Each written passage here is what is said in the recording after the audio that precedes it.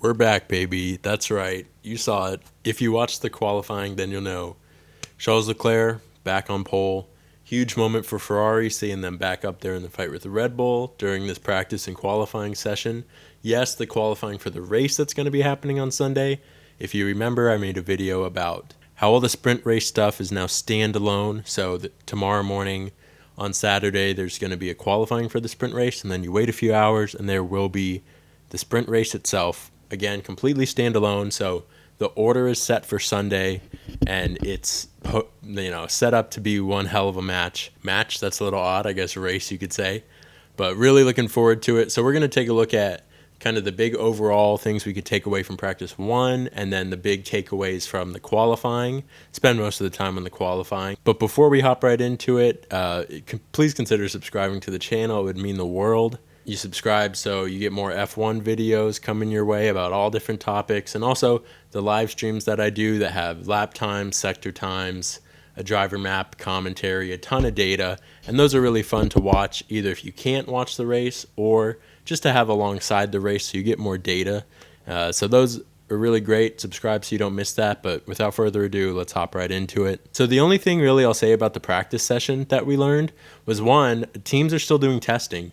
There were still, the McLaren still had that paint, that flow viz or whatever it's called, that shows the aerodynamics of different parts of the car.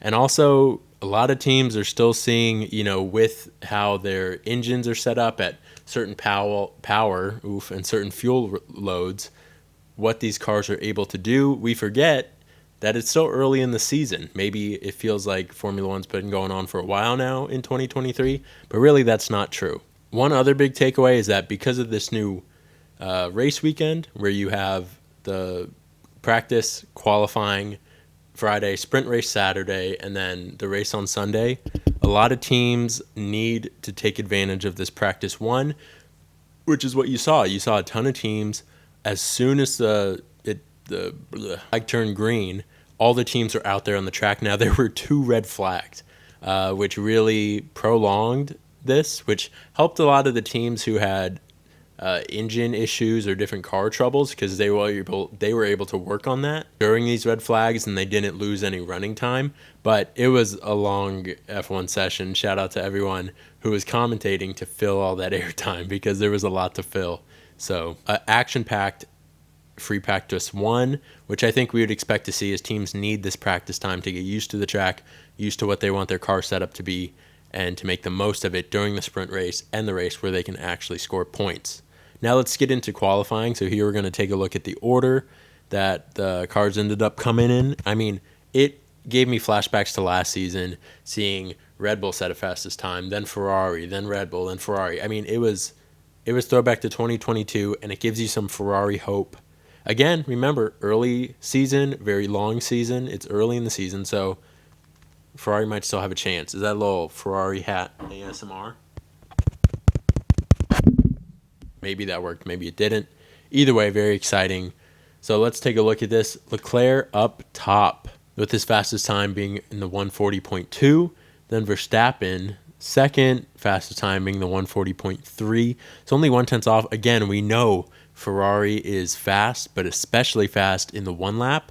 However, Red Bull can have this pace and sustain it during a race. So is Ferrari able to capitalize on their one lap pace and sustain that for a longer period? We'll see. Again, this circuit, of course, in Baku has an insane straights, which I feel like the DRS is going to play a huge part in this. I think we can expect to see a lot of overtaking. So Ferrari being able to keep up with the Red Bull through the corners and turns is going to be massive. So we saw Leclerc, then Verstappen. Those were the 2 that were really battling for first, although Perez really was holding his own as well. Basically a 1/10 of a second back from Verstappen, with Sainz being a little ways off of him. So, just like last season, Sainz really wasn't in it. Whether Sainz was just having an off day today and still was able to qualify 4th, who knows? We'll see. I think it'll be really exciting to see what happens during the race, if he's able to keep up with Perez and use some of that, straight line DRS to his advantage. But either way, very exciting for the Ferraris and the Red Bulls to be battling again. Then Lewis Hamilton 5th. Russell got out and he's in 11th. So this was a huge kind of, Mercedes. Maybe Russell was just having a bad day. They had his car set up wrong. But Mercedes is still up there, still ahead of the Aston Martins, which is huge. So that's just a testament. I'm a big Lewis Hamilton fan, just a testament to his driving, his skill, and what he's able to get out of that car. Also, I'm not a Russell fan, if you've been watching the channel for a little bit. So shout out to Hamilton. Take that, Russell. Still wish him the best as a person, but, you get it. Okay, so then you have Aston Martin. Now, here's where Aston Martin in this qualifying session, maybe during the sprint race, they'll still be able to get some good points, but, it's not the Aston Martin maybe you saw before, where he would, comfortably be qualifying third, even second. So this is one of those things where Aston Martin's not been in this situation where they're up there fighting for, honestly, like wins and podiums. They have to keep it up. It's a lot of pressure. They have to keep up the high, high performance, So maybe we're seeing a little crack in that, a little slip, and maybe they're not going to be able to keep up on that top tier of F1. At least now they're new to it. You can expect that to change, but it'll be exciting to see what they do during the race. We know Alonso's going to get the most out of that car, so that'll be exciting. Then, most improved award goes to McLaren. Lando and Piastri, both in the top 10. So this is a big moment for them. If they McLaren brought a ton of different upgrades, and I think we're seeing that pay off. So they're going to start climbing the points board. You mark my words, that's going to be happening. So Yuki Tsunoda also, I think, drove very good for the AlphaTauri. We know that De Vries smacked into the wall, I think, in Q1. So a little bit of a bummer there. But Yuki, I like Yuki. Good dude, good little dude. I hope he opens that restaurant one day. But shout out to him. He drove great, and he'll be starting 8th on Sunday. Then Lance Stroll, that's one of those things. Every race, you've been like, look at what Alonso's doing. You should be doing that too, So Lance Stroll 9th, that's not the biggest shock. And then Piastri in 10th. Then, I guess we could go a little bit down the way, but you have, George Russell, shout out, that's right. Ocon, not a great day for the Alpines. They were really lacking. I believe something was wrong with Gasly's car. It was like smoking. You probably saw that on Twitter or something along those lines.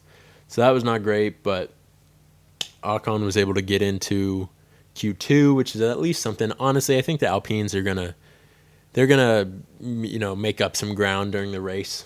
So I think that'll be good. I'm sure they'll score some points, at least if Ocon's able to drive smoothly.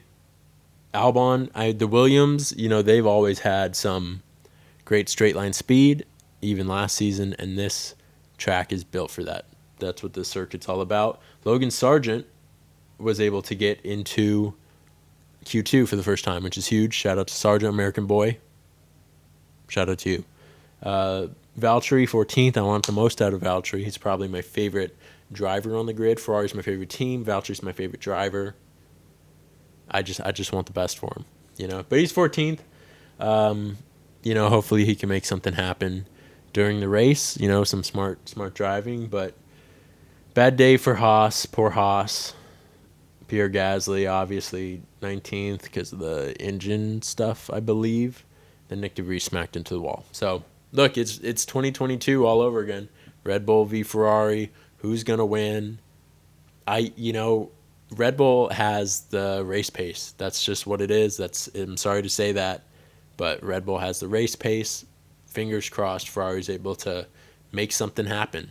I'm really rooting for them, so very excited for the sprint race and everything coming up. I'm a big fan of sprint races. Let me know what you thought of qualifying, what you think of the new sprint race format, and what your race predictions are in the comments. I'd love to hear about them. So thank you so much for watching. Again, subscribe if you love F1 content on YouTube, and I'll catch you next video.